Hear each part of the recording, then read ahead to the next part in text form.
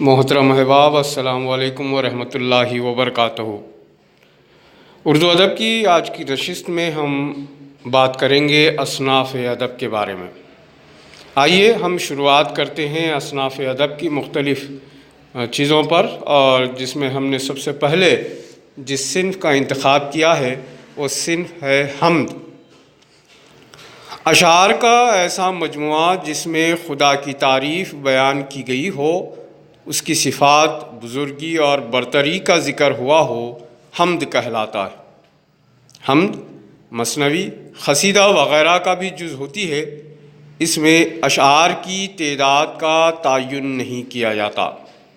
یہ تھی حمد کی تعریف۔ آئیے آگے بڑھتے ہیں۔ ہمارے پاس دوسری جو صنف ہے جس کا ہم نے انتخاب کیا ہے وہ ہے نعت۔ نعت اشعار کے اس مجموعے کو کہتے ہیں جس میں حضور صلی اللہ علیہ وسلم کی توصیف، تعریف اور سیرت بیان کی گئی ہو۔ حمد کی طرح نعت بھی مثنوی، قصیدہ وغیرہ کا جز بھی ہوتی ہے اور الگ بھی لکھی جاتی ہے۔ آئیے تیسری صنف کی طرف ہم بڑھتے ہیں، اور تیسری صنف جو ہمارے پاس ہے وہ منقبت۔ ائمہ معصومین حضرت علی کی شان میں کہی جانے والی نظموں کو منقبت کہتے ہیں، لیکن خلفائے راشدین اور دیگر بزرگان دین کی مدح میں بھی منقبت کہی گئی ہے۔ اس کے بعد ہے قصیدہ۔ قصیدہ شعری اصطلاح میں قصیدہ ایسی نظم کو کہا جاتا ہے جس میں کسی کی تعریف یا مذمت بیان کی گئی ہو۔ یہ صنف عربی سے فارسی میں اور پھر فارسی سے اردو میں داخل ہوئی۔ تخیل کی پرواز، زور بیاں، پرشکوہ الفاظ قصیدے کی جان ہیں۔ تشبیہات اور استعارات کا کثرت سے استعمال ہوتا ہے۔ اشعار کی تعداد کم از کم 15 اور زیادہ سے زیادہ 150 تک ہوتی ہے۔ غزل کی طرح قصیدے کا پہلا شعر، مطلع اور باقی اشعار دوسرے مصرے مطلع کے ہم قافیہ ہوتے ہیں۔ اس میں کئی مطلع آ سکتے ہیں۔ قصیدے کے اجزاء ترکیبی اس طرح ہیں۔ اس کے اجزاء ترکیبی میں سب سے پہلے ہے تشبیب، دوسرے نمبر پر ہے گریز، تیسرا ہے مدح، نمبر 4 دعا اور نمبر 5 مدعا۔ آئیے ہم اس کے بعد والی صنف کا رخ کرتے ہیں۔ ہمارے پاس اس کے بعد والی جو صنف ہے وہ مرثیہ ہے۔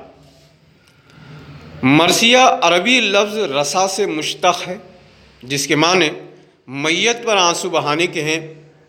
اردو شاعری میں مرثیہ ایسی نظموں کو کہتے ہیں جن میں کسی کی موت پر رنج و غم کا اظہار کیا جائے۔ یوں تو کسی کی بھی موت پر اظہار غم کرنے کے لیے مرثیہ لکھا جا سکتا ہے، جیسے حالی نے غالب کا مرثیہ لکھا تھا اور اقبال نے داغ کا مرثیہ لکھا، مگر یہ شخصی مرثیے کہلاتے ہیں۔ اردو شاعری میں واقعات کربلا کا غم انگیز ذکر اور حضرت امام حسین اور ان کے ساتھیوں کی شہادت پر ماتم کا ذکر کرنے کے لیے مرثیہ لکھا گیا۔ اردو میں مرثیے کی ابتدا دکن سے ہوئی۔ زبان و بیان کے اعتبار سے مرثیہ نگاری میں میر انیس کا کوئی ثانی نہیں، اور دوسرے عظیم مرثیے کے شاعر مرزا دبیر ہیں، اور مرثیے کے اجزاء ترکیبی اس طرح ہیں۔ اس میں سب سے پہلے ہے چہرہ، نمبر 2 سراپا، نمبر 3 رخصت، نمبر 4 آمد، نمبر 5 رجس، نمبر 6 جنگ، نمبر 7 شہادت، اور آخر میں نمبر 7 ہے بین۔ آئیے حضرات آگے کی طرف بڑھتے ہیں، اور اس وقت ہمارے پاس جو صنف ہے جس کا ہم یہاں ذکر کرنے جا رہے ہیں وہ ہے مناجات۔ مناجات کے لغوی معنی دعا، عرض، التجا کے ہیں۔ اصطلاح شاعری میں وہ نظم جس میں خدا کی تعریف کرتے ہوئے اپنی حاجتوں کا اظہار عجز و انکساری کے ساتھ کیا جائے، مناجات کہلاتی ہے۔ آئیے آگے بڑھتے ہیں، اور اس وقت ہمارے سامنے جس صنف سخن کا ذکر آ رہا ہے وہ ہے مثنوی۔ مثنوی کے لغوی معنی ہے دوہرا کیا ہوا یا دو والا۔ شعری اصطلاح میں ان مسلسل اشعار کے مجموعے کو مثنوی کہتے ہیں، جس میں ہر شعر کے 2 مصرعے ہم قافیہ ہوتے ہیں، لیکن ہر شعر کا اپنا الگ قافیہ ہوتا ہے۔ مثنوی میں اشعار کی کوئی قید نہیں ہوتی، جبکہ اس میں ہر قسم کے مضامین باندھی جاتے ہیں: رزم و بزم، حسن و عشق، پند و نصیحت، مداح و ہجو۔ غرض یہ کہ مثنوی میں ہر طرح کے مضامین کی گنجائش ہوتی ہے۔ اس میں معاشرتی تہذیب کی جھلکیاں، واقعہ نگاری، منظر نگاری، کردار نگاری کی خصوصیات پائی جاتی ہیں۔ اس کا ہر بیان حقیقت سے قریب، فطری اور قدرتی معلوم ہوتا ہے۔